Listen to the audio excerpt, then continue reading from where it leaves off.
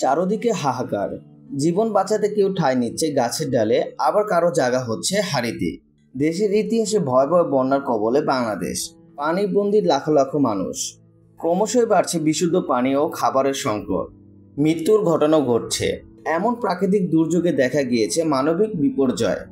দেশের এই বিপদ মোকাবেলায় কাঁধে কাঁধ মিলিয়ে সেনানৌ থেকে শুরু করে তারকা শিক্ষার্থী সহ অনেকেই নিজ নিজ দায়িত্ব থেকে সহযোগিতার হাত বাড়িয়ে দিচ্ছে। বানবাসীদের সাহায্যের জন্য ছুটে যাচ্ছে বিভিন্ন শ্রেণীর মানুষও। এই যেন নতুন এক বাংলাদেশ, যা আগে কেউ কখনো দেখেনি। এই নতুন বাংলাদেশ দেখে মন ছুঁয়ে গেছে তামিম ইকবালের, যা ফুটিয়ে তুলেছেন সামাজিক যোগাযোগ মাধ্যমের এক পোস্টে। সাম্প্রতিক বন্যার কিছু ছবি পোস্ট করে ক্যাপশনে তামিম লিখেন, কেউ যদি আমাকে জিজ্ঞেস করে বাংলাদেশ আপনার কাছে কি, আমি এই ছবিগুলো দেখিয়ে দেব। কেউ যদি বলে কেমন বাংলাদেশ দেখতে চান, এই ছবিগুলো মেলে ধরব। এমন আরও অনেক ছবি ভিডিও গত কয়েকদিন ধরে দেখছি, অনেক কিছু শুনেছি। এটাই তো আমার দেশ, এমন বাংলাদেশই তো চাই। সৌন্দর্য, সহমর্মিতা, সাম্প্রতিক আরও ভালোবাসায় মোড়ানো দেশ।